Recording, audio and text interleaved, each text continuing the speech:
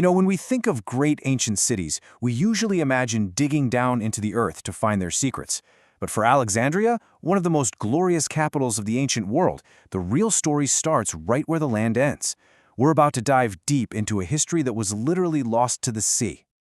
I mean, think about it. For places like Rome or Athens, we dig down to find their history. But Alexandria's past, it isn't buried in dirt. It's perfectly preserved in salt water.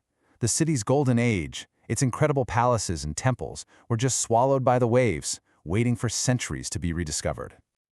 So how in the world does a huge part of one of the ancient world's most magnificent cities end up at the bottom of the ocean? Well, the answer isn't simple. It lies in a series of absolutely cataclysmic events. Yeah, this wasn't some single, dramatic event. It was more like a slow, catastrophic collapse that happened over almost 1,000 years. A series of powerful earthquakes in the 4th, 8th, and then again in the 13th centuries shook the city to its absolute core. The ground itself literally liquefied and just slid into the harbor, taking palaces, temples, and entire city blocks with it. For decades now, marine archaeologists have been piecing together what is basically a modern-day treasure map of this submerged world. And all their work has really zeroed in on a few key locations, each one a potential window into this incredible lost civilization.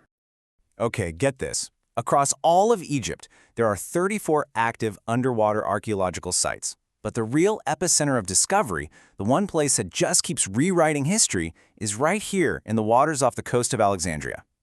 The search is concentrated in 3 main zones that form a kind of underwater triangle. First, you've got the Eastern Harbor, which was once home to Cleopatra's royal palace. Then there's the site of the legendary Pharos Lighthouse, one of the 7 wonders of the ancient world. And finally, Abu Qir Bay, where they made a discovery nobody saw coming. 2 entire cities that existed before Alexandria was even founded. And the things they're finding in these sites, wow, they are absolutely breathtaking. We're not just talking about random objects. Together, they're painting this incredibly vivid picture of a civilization that's literally rising from the seabed. And I'm not talking about just a few scattered items. To date, more than 14,000 major artifacts have been brought to the surface. That is a staggering collection that has filled entire museums and, honestly, forced us to completely rewrite the history books. What's so cool is that these treasures reveal this fascinating fusion of cultures. See, the Ptolemaic rulers, they were Greek, but they totally embraced the pharaonic traditions. They built sphinxes, colossal statues in the classic Egyptian style. They even brought in ancient artifacts from other cities like Heliopolis to decorate their brand new capital. So you'll find ancient Egyptian hieroglyphs right next to statues of figures like Caesarion, who was Cleopatra's son with Julius Caesar. Have you ever looked at those ancient statues and wondered why so many of them are missing their heads? Well, the answer was actually found on some of these very discoveries. It was a Roman practice called damnatio memoria, which literally means the destruction of memory. If you wanted to completely erase a political rival from history, you would literally chop their head off every statue. Talk about the ultimate political cancellation. But, with all these incredible artifacts just sitting on the seafloor, getting them out isn't so simple. The work of an underwater archaeologist is unbelievably complex, and it's this constant balancing act between discovery and the ethics of preservation. Which brings up a really great question. If the seabed is just littered with thousands of priceless historical objects, why not just bring them all to the surface for everyone to see? Well, the answer is all about preservation.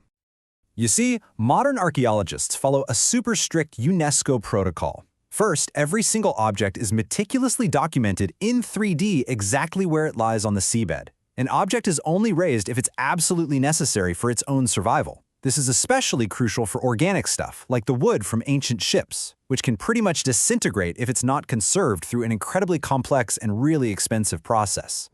And just to put that whole philosophy into perspective, take a look at the Lighthouse site. Archaeologists have documented over 4,200 artifacts there. Out of all of those, guess how many they've brought to the surface? Only 40.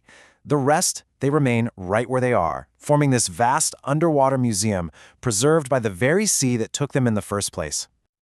All of this painstaking work, it isn't just about finding beautiful objects. It's about how these discoveries have completely reshaped our entire understanding of the ancient world.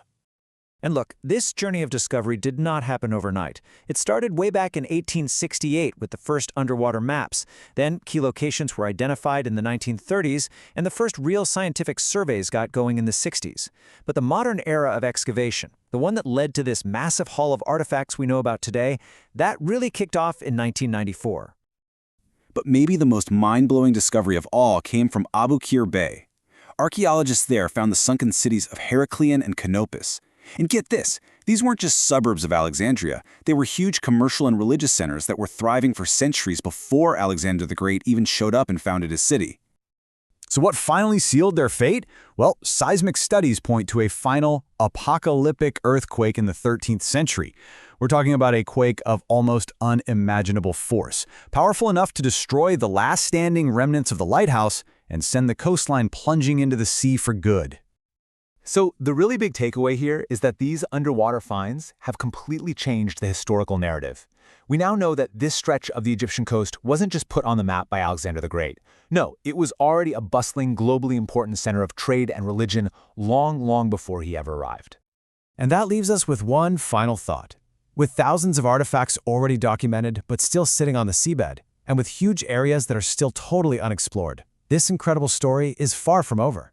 It just makes you wonder, what other secrets are still waiting to be discovered beneath the waves?